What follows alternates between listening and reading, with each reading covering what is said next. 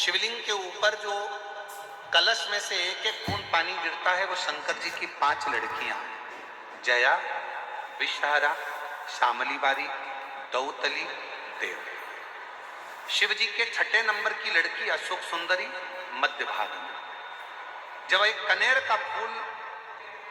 प्रदोष काल में अशोक सुंदरी वाली जगह पर स्पर्श कराकर शिव जी को समर्पित करना। 3 क्रम है, अगर बन सके तो करो। पहला 1 लोटा जल चढ़ाना। दूसरे नंबर पर अगर बहुत ज्यादा तकलीफ की जिंदगी चल रही हो, बहुत कष्टमय जीवन चल रहा हो और सबने कह दिया कि तुम्हारी किस्मत में तो धक्के ही लिखे हैं, केवल आप धक्के ही खाओगे, तो एक कनेर का पुष्प प्रदोष काल में अशोक सुंदरी का स्पर्श कराकर शिवलिंग पर चढ़ाओ और शिव की आराधना और दिल से बाबा को पुकारते रहो, श्री शिवाय नमस्तु। श्री शाऊ मेरी माताओं, एक बात और आपसे कहना चाहती हूं। जब आप पशुपतिनाथ का व्रत करो ना, पशुपति व्रत को अगर आप धारण करो या सोमवार का व्रत करो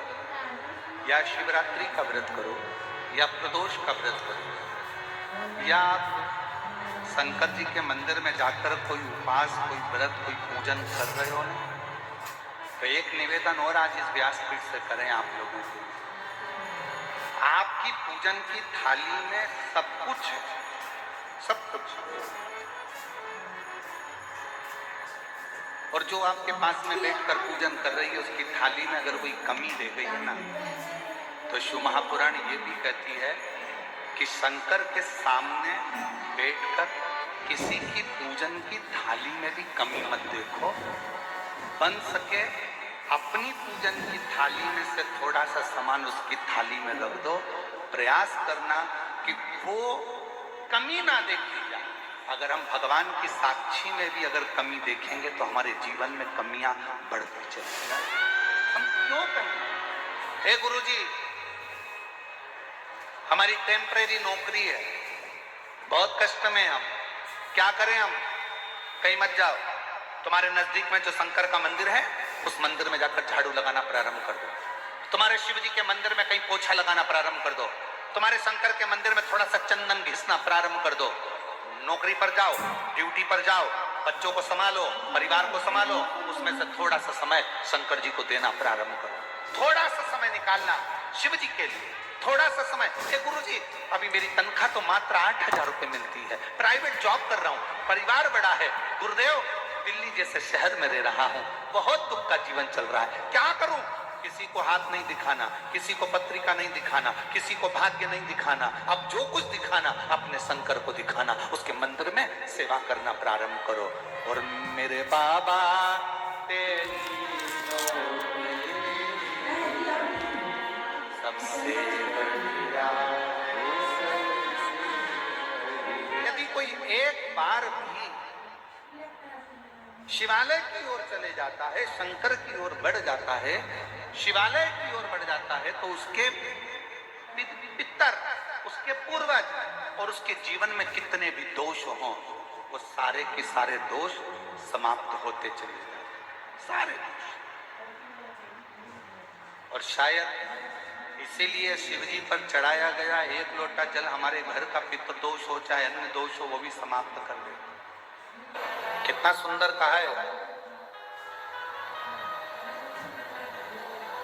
जब जिंदगी बहुत संघर्ष में चल रही हो, बहुत दुख का जीवन चल रहा हो, बहुत कष्ट का जीवन चल रहा हो,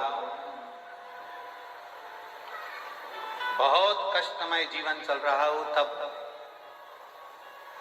शमी के 5 पत्ते, शमी के 5 पत्ते,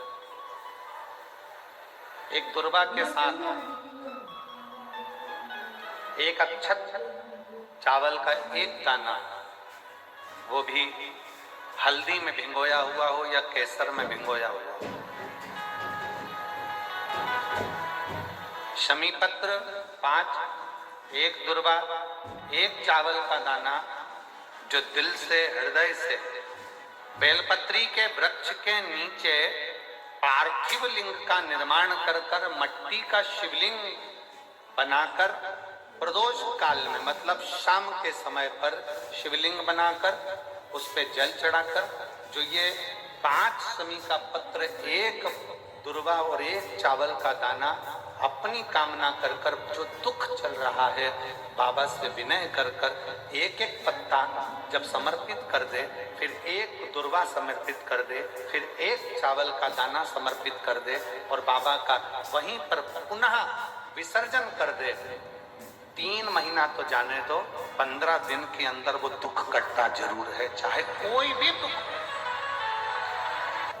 किसी भी तरह का दुख क्यों। एक बेलपत्र के वृक्ष की परिक्रमा करने वाले को हजारों अश्वमेध यज्ञ का फल प्राप्त हो जाता है, हजारों अश्वमेध यज्ञ का फल प्राप्त हो जाता है। उसी तरह एक बेलपत्री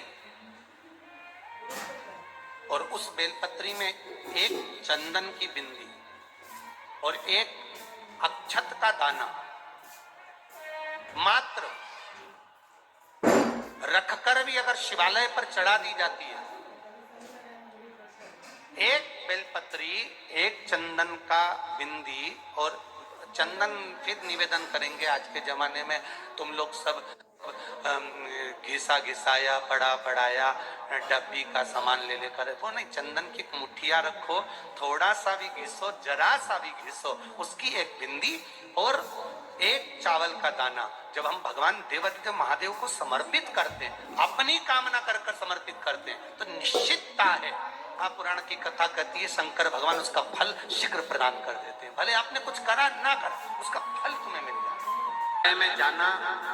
लोटा भरकर जल समर्पित करना, और कभी तुम्हारे जीवन में अगर तुमको लग रहा है कि मैं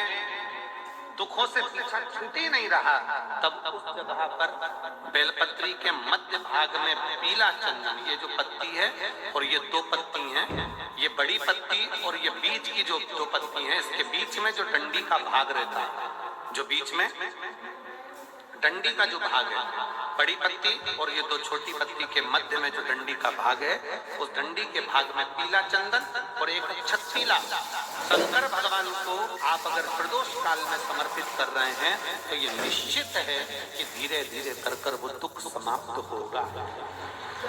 वो दुख कटेगा ही।